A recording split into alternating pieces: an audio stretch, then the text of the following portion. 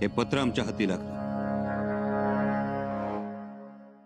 शहजादा अकबराला लिहिलेलं पत्र.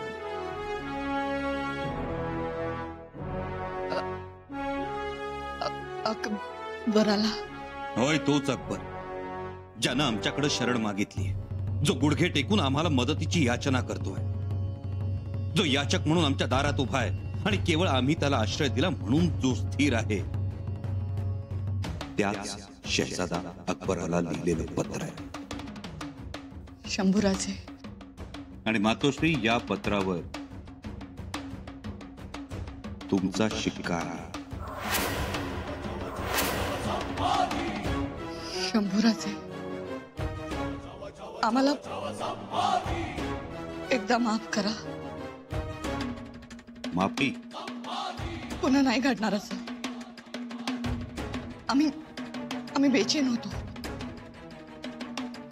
महाराजांना स्मरून सांगतो आम्ही. बस मातोश्री, बस.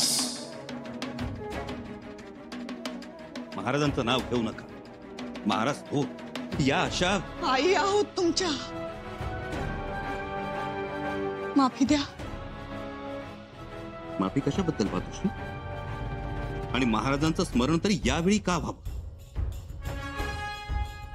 मातोश्री, या पत्रावर तुमचा शिक्का आहे.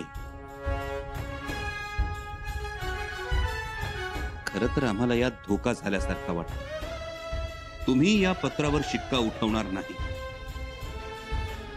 आम्ही शिक्का उठवलाय. कसं शक्य आहे मातोश्री?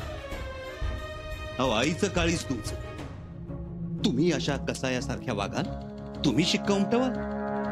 शंभूराजे, ऐकून घ्या. काय ऐकून घ्यायचंय मातोश्री? अहो, अर्ध स्वराज्य अकबराला देण्याच्या पत्रावर तुम्ही शिक्का उमटवाल?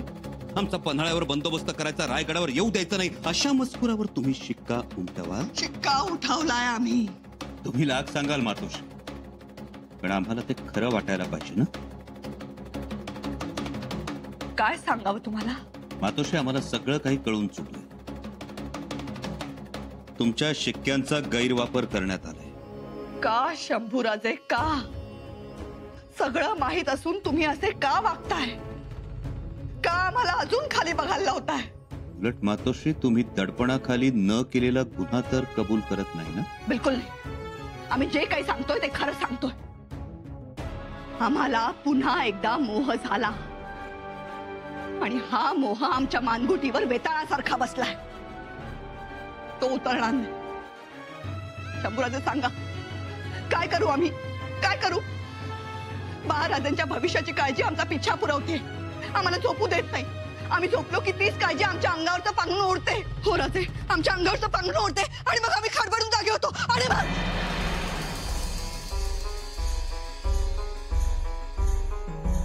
मातोश्री, मातोश्री, कसली काळजी, कसला वेताळ, काय बोलताय तुम्ही? मातोश्री, जाग्या व्हा.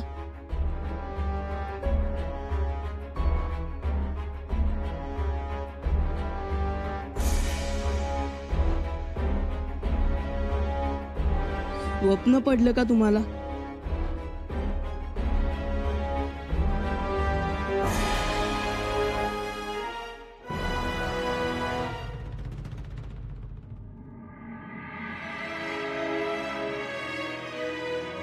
थोरल्याबाई साहेब, अरे बाळराजे, यशस्वी व्हा. मातोश्री कुठे? मातोश्री एवढ्यातच गेल्या. गेल्या? कुठं गेल्या? काहीच बोलल्या नाहीत. काहीच बोलल्या नाहीत? आम्ही तालमीतून आलो. आम्हाला खूप भूक लागली होती. मातोश्रींनाही माहिती आहे आम्हाला भूक लागते म्हणून. पण तुम्ही त्यांना बोललात का? हो, न्याहारी द्या म्हणालो. अगं बाई, असं कुठलं काम आलं? लेकरू इथं सांगताय भूक लागली म्हणून, आणि तरीही न्याहारी न देता निघून गेल्या. बघा ना. जाताना सांगून गेल्यात का कुठं गेल्यात त्या? नाही, मुळात आम्ही त्यांच्याशी काय बोलत होतो हेच त्यांच्या लक्षात आलं नाही. गेल्या त्या. अहो, जगदीश्वराच्या मंदिरात गेल्या असतील दर्शनासाठी.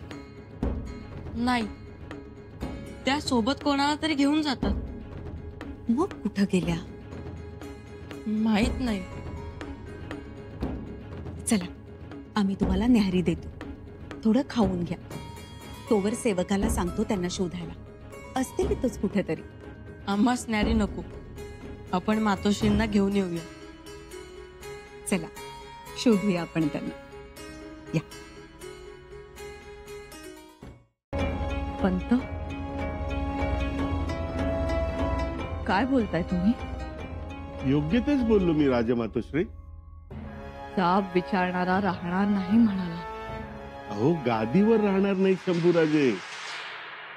आणि जर गादीवरच राहिले नाहीत तर जाब विचारतीलच कसे? काही लक्षात येतंय का तुमच्या? पंत, तुमच्या मनात नेमकं काय आहे ते सांगा.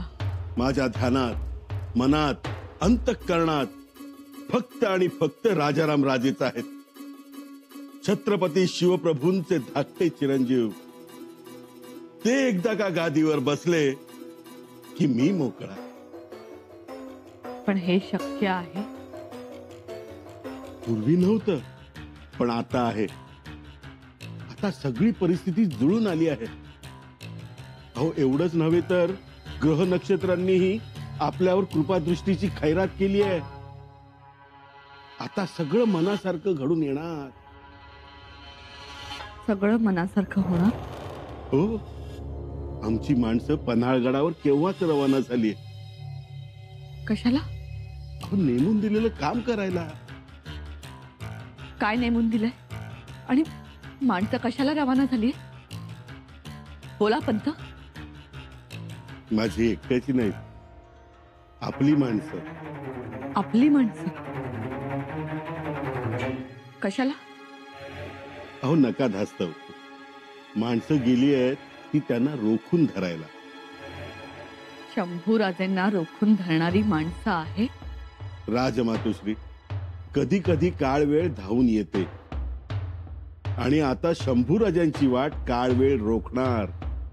बघा तुम्ही, आता शंभूराजे रायगडावर येणार नाहीत. आता रायगडावर येणार नाहीत? पंत, आम्हाला वाटतंय हे सगळं थांबावं. माफी असावी. आता बाण सुटलाय आणि तुम्ही जाणतात, सुटलेला बाण आणि तोंडून निघालेला शब्द माघारी घेता येत नाही. पंत, तुम्हाला विचारूनच ही परिवर्तनाची मोहीम सुरू केली आहे. आता माघारी फिरता येणार नाही. यात शंभूराजेंना त्रास तर होणार नाही ना? बिलकुल नाही. त्यांना कळणारी नाही काय झालं आणि कधी झालं. सगळं शिस्तबद्ध, योजनाबद्ध. म्हणजे? एका बाजूला शंभूराजे होत्याचे नव्हते होतील. पंत, जे आहे ते स्पष्ट बोला. अजून किती स्पष्ट बोलायचं? होत्याचे नव्हते म्हणजे निष्क्रिय होतील आणि दुसऱ्या बाजूला अकबर सक्रिय होईल. शंभूराजे गादीवरनं उतार होतील आणि इकडे राजाराम राजे गादीवर बसतील. यापूर्वी आपण हे केलं नव्हतं का पंत? ऐकून घ्या. तेव्हा आबाची बैल न बाबाची गाडी, हन्नार सुका न सोडणार तुका होता. पण आता बैल गाडी हाणणारा सोडणारा मीच आहे आणि सोबत अकबर शहजादा. अकबर तयार होणार? हो, त्याला अर्ध स्वराज्य देणार आहोत आपण. अर्ध स्वराज्य द्यायचं? हो, महाराजांच्या आत्म्याला काय वाटेल? आनंद. अहो, शंभूराजे जर स्वराज्याच्या गादीवर राहिले तर हे स्वराज्य त्या औरंगजेबाच्या ताब्यात जाईल. खरं का खोटं सांगा ना. परंतु शिवाय छत्रपती तुमचे चिरंजीव. तुमचे स्वप्न पूर्ण होण्याची हीच तर वेळ आहे. मग कसली भीती? आम्हाला कसलीही भीती वाटत नाही, परंतु आम्ही आमच्या मुलाच्या नजरेतून पडू. नाही, आम्हाला या सगळ्यात तुम्ही घेऊ नका. आणि बाळराजेंनाही काही नको. पंत तुम्ही ऐका. राजकारणात असा धरसोडपणा चालत नाही आणि आम्ही तुम्हाला यात घेतही नाही. तशी तुमची गरज उरली नाही. पंत पण आता तुम्ही या सर्व गोष्टींच्या आड येऊ नका. कोणत्याही क्षणी अकबर येईल, अर्ध राज्य ताब्यात घेईल. जर तुम्हाला बाळराजेंचं भलं करून घ्यायचं असेल तर तुम्ही गप्प राहणं हिताचं ठरेल.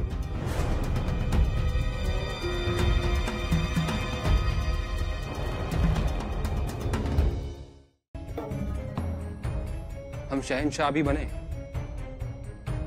और उसी दिन फकीर भी. शहनशाह देखने जाओ तो आप और शंभू राजे दोनों ही अपने ही लोगों के कपट और फरेब के शिकार हो. बिल्कुल सही फरमाया आपने राणा जी. और इसीलिए मरने लागे हैं कि आप दोनों का नसीब एक जैसा है. हमारे हिवड़े में आप दोनों के लिए एक सी चिंता लगी रहे. एकलिंग जी, मेरे शहनशाह की रक्षा करना. शायद एकलिंग जी के मन में कुछ और ही है राणा जी. हम आए थे यहाँ फकीर बनकर, लेकिन दक्खन हमें राजा बना रहा है.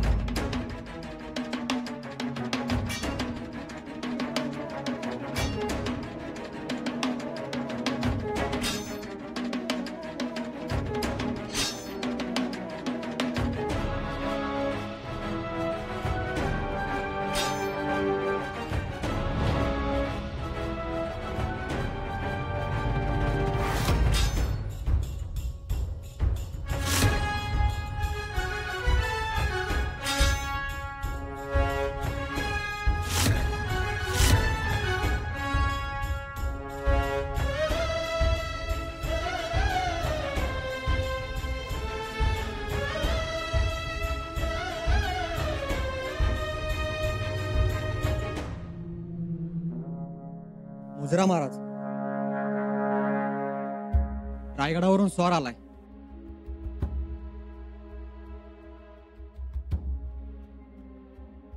पाठवा. जी महाराज.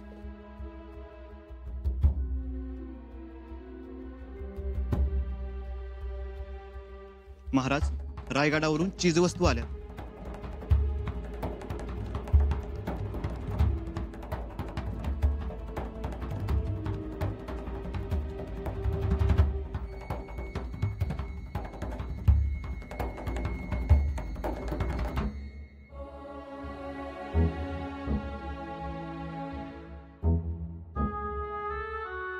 आई भवानीचा अंगार आहे.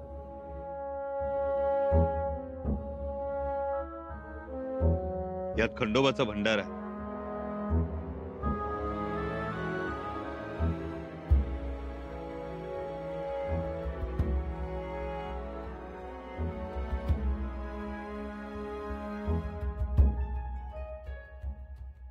वाघनक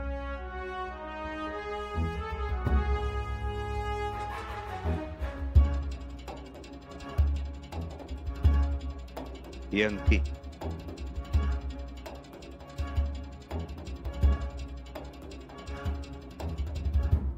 ही शिशी तिरंगी बनावटीची दिसते.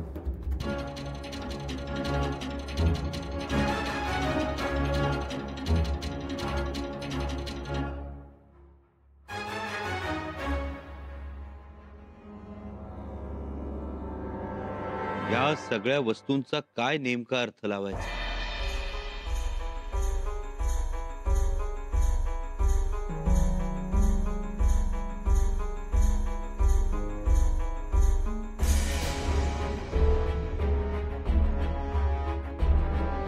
महाराज ह्यो पक्षी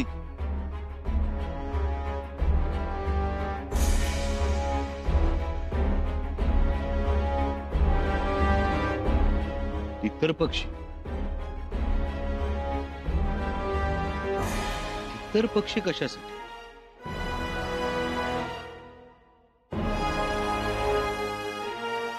आणखी काही आहे? महाराज एक पत्रही आहे या चीजवस्तूंसोबत. पत्र? कुणाचं पत्र? राजमातोश्री सोयराबाई साहेबांचं.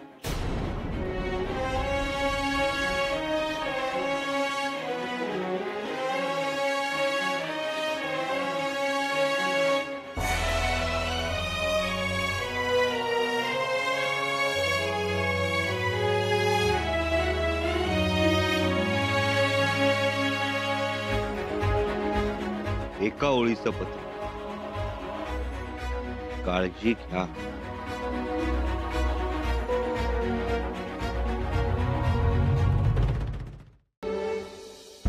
माझा विश्वासच बसत नाहीये. हे सगळं भयंकर आपण करतोय.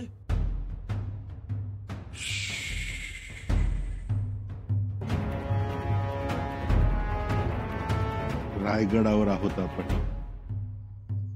जरा हळू.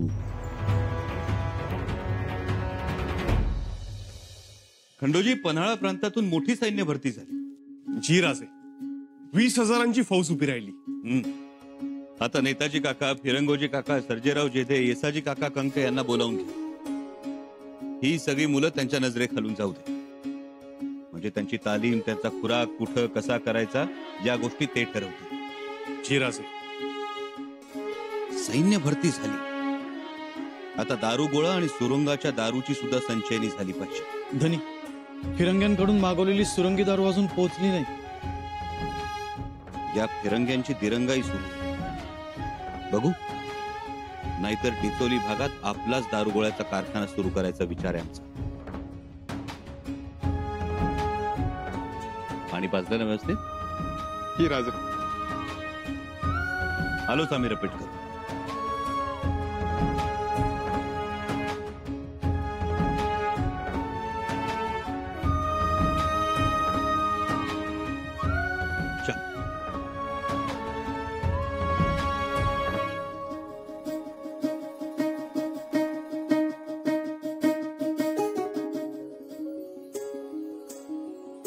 राजा, राजा थांबा.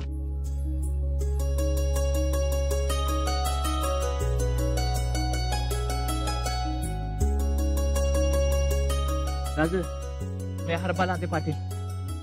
माझ्या मळ्यात ऊसतोडी सुरू झाली आहे. गुराळ्याचा दर चाले यंदा बी आहे.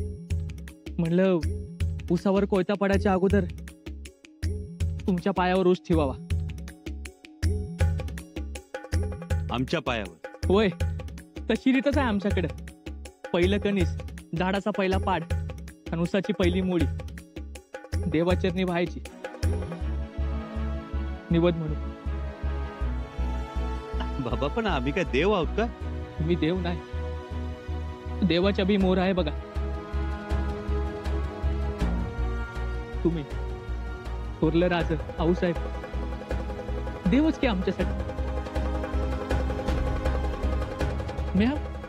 मी प्रत्यक्षात कधी देव पाहिला नाही बघा. तो जिथं कुठं असेल ना, तुमच्या वाणी असेल. खा, लय गोड आहे ऊस, आवडेल तुम्हाच नाही. नंतर खाऊ. अहो, एक तरी चोप खा माझ्या देखत. लागू दे तुमच्या वाटाला रस. अहो, तुमच्यामुळे आमचं सुख.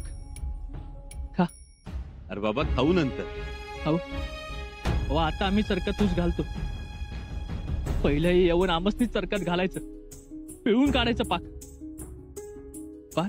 पार चिपडाची राया यायची आमच्या जिण्याला. पण आता स्वराज्य आल्यापासून समजा आबादाने आहे बघा. खा.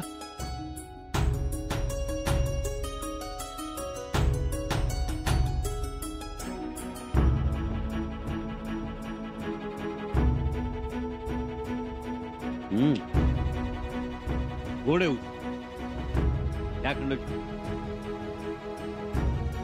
कुठं शेत कुठं तुमचं? हे पायथ्यालाच आहे, पंचगंगेच्या काठावर. असं मग आज आमची रपीट तुमच्या शेतात. या तिथं ऊसाचा ताजा रसच देतो तुम्हाला. द्या आणि ढेकर द्या. तुम्ही ढेकर दिला म्हणजे ऊसाच्या फळाचं पांगच फिटलं म्हणायचं.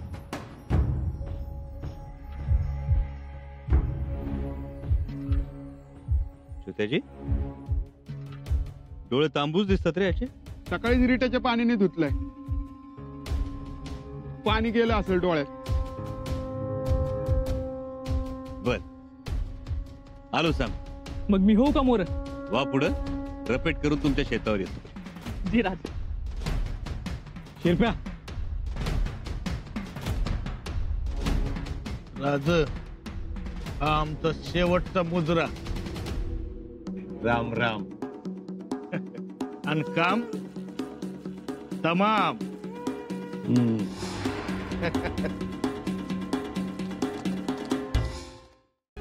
आलं की जवळच आलं, आता जाईन मी. माय अगं ते देऊळ मला बी माहिती. एवढ्या पायऱ्या कशा चढशील? ती शक्ती देईल तशी जाईन. मग एक काम करतो, आम्ही मेणा मागवतो. मेण्यानी नग नग मेहनत नग, मग माझा नवस कसा पुरा होईल? काम कर. काय करते?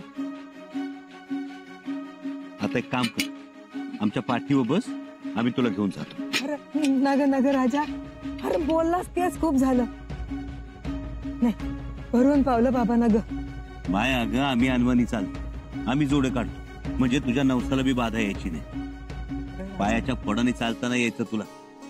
बस पाठीवर. अरे काय बोला बा तुझ्या पुढं? अरे बाबा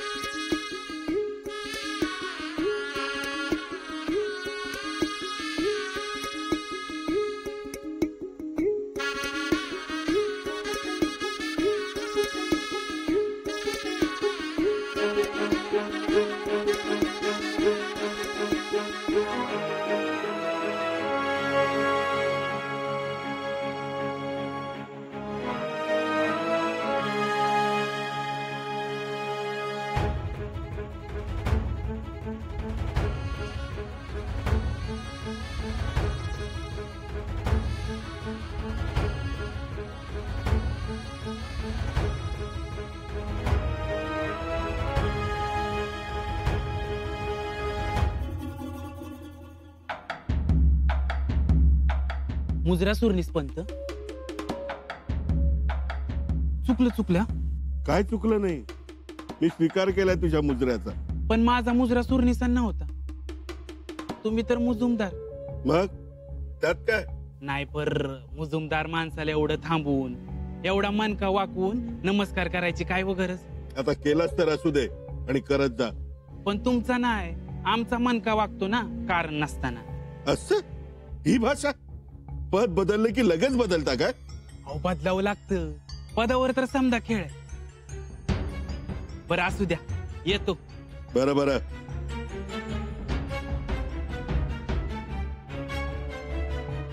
कधीतरी सापडाल्या अनाजीच्या तडाख्यात, तेव्हा ठरवेन मणका सरळ ठेवायचा की वाकवायचा ते.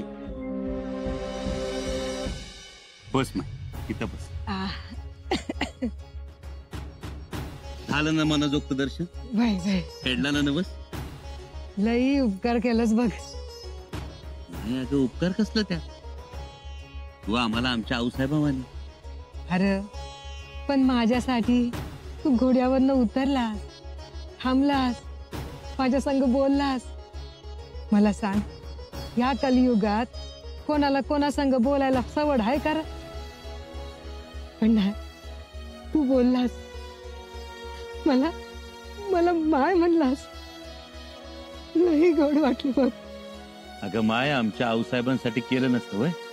अरे त्यांची गोष्टच वेगळी. म्या या एक कुणभाऊ बाई, पण माझ्यासाठी असल्या भर उन्हात तापल्या फुफाट्यात पायातलं जोडं काढून अनवाणी चालत देवळापातूर आलास. माझी जन्नी आई सदैव तुझ्या पाठीशी राहील बघ. अरे आज सख्खी माणसं बी 4 हात लांब राहत्यात आणि तू मला पाठीवर बसवलंस. राजाच्या पाठीवर माझा भार. देव तुझं कल्याण करत. तुला कंची बी गोष्ट कंदी बी कमी नाही पडणार. तुला कंदी बी दुखापत नाही होणार. माझी जनी आई तुझ्या भोवती दुबार कुपान घालील.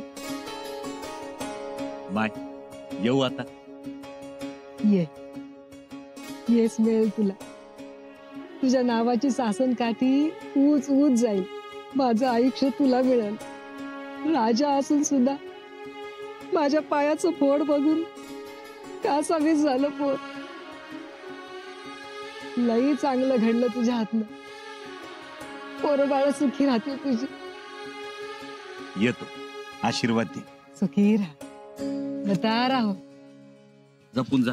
राज राज ज्या घोड्यावर तुम्ही स्वार झाला तो घोडा पडला. एकाएकी कोसळला.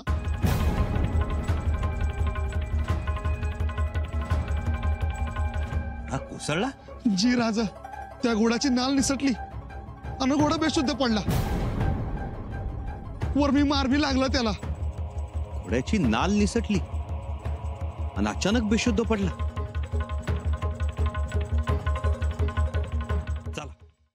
मुजरा महाराज, हा शहाजादा अकबरांचा खलिता आहे.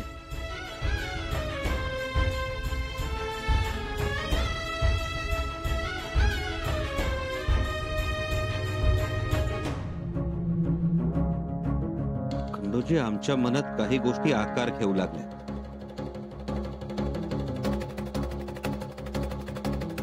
माफी असावी राजे, परंतु आपण तो खलिता न वाचताच बाजूला ठेवलात. खंडोजी, या खलित्यातला मजकूरही तोच आणि निरोपही तोच. खरं तर शहजाद्याला आम्ही आश्रय दिलाय हा इशारा त्यानं समजून घ्यायला पाहिजे. शहेनशाह अकबराला आम्हाला भेटायची घाई झाली, पण आम्हाला भेटायचं आहे ते शहजादा अकबराला. ते शहेनशाहचं भूत त्याच्या मानगुटीवरून उतरलं की भेट घ्या. तरीही राजे, अकबराचा निर्णय लवकरात लवकर घ्यावा.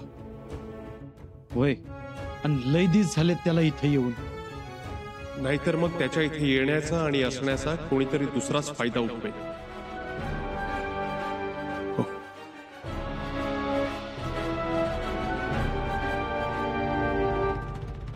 पहिला वार खाली गेला. परसो जी मालक. कोणाची गफलत झाली? कोण चुकलं? कोणाकडून ठरलेल्या गोष्टीत हेळसांड झाले? परसो मालक, काय विचारतोय आम्ही? असं काय घडलं की पहिल्याच घासाला खडा लागला? मालक, तसं कामात कोणीच कचराई नाही केली, पण तरीही शंभूराजे वाचले. घोडा घसरला, कोसळला, पण शंभूराजांना घात सोडा थोडं खर्चटलं सुद्धा नाही. बघा की, खबर तर लागली नाही ना त्यांना. खबर नाही लागली, पण त्यांचं दैव बलवत्तर म्हणून वाचले ते. असं ऐकलं, इकडे जखमी म्हातारीला घेऊन देवाच्या दारात गेलं आणि तिकडं घोडा कोसळला. नवालाच म्हणायचं की देवाच्या दारात गेलं आणि वाचलं. आता असं म्हणू नका की देवामुळे वाचले. तसं नाही पंत, पण आपली आपल्या माणसांची मेहनत फुकाट गेली. छे हो, काहीही फुकट जात नाही. अहो, पंत तजवीज करतील म्हणजे? अहो राव, जाळ्यातून निसटले तर वाघरीत गावतील. वाघरीत नाही गावले तर पिंजऱ्यात सापडतील. सापडणार हे हमखास. आणि आम्हीही अनाजी पंत आहोत. सहजासहजी हरणारे नाही आम्ही.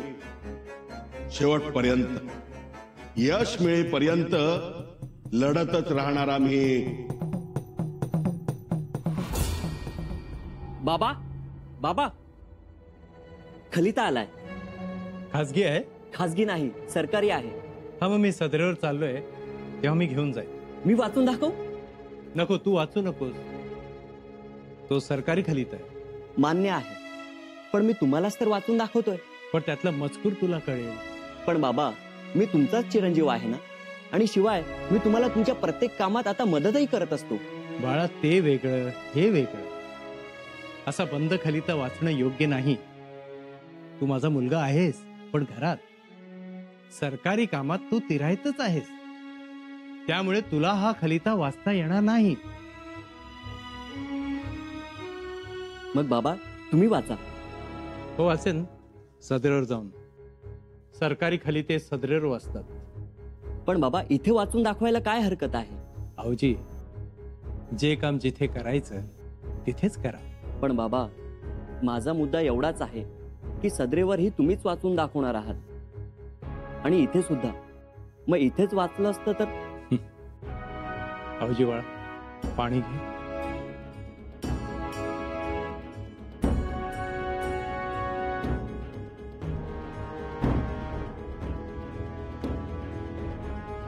पेल्यात आहे हे पाणी. जेव्हा उसात जाते तेव्हा रस होतो, डोळ्यातून वाहते तेव्हा अश्रू बनते, ईश्वराच्या चरणाला स्पर्श करून वाहते तेव्हा तीर्थ बनते. पाणी एकच आहे, जागा वेगळी. या खलित्याचंही तसंच आहे. येतो.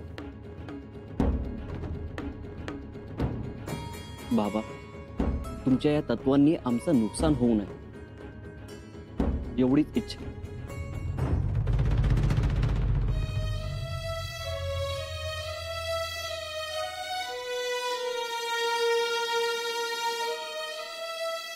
जगदीश्वरा, थोरल्याबाई साहेब, कशा आहात तुम्ही? ठीक आहोत. काय काय चाललंय? आमची तर मतीच गुंग झाली. इथं तुमची तब्येत बरी नाही कळलं तोपर्यंत. काय काय झालंय? काही नाही. काही नाही कसं? आमची तब्येत विचारायला आला आहात, पण तुमची तब्येत बरी दिसत नाही. काय झालं? काही नाही हो बाईसाहेब, तुम्ही सांगितलं नाही तरी तुमचे डोळे बोलताय. काहीतरी गडबड आहे.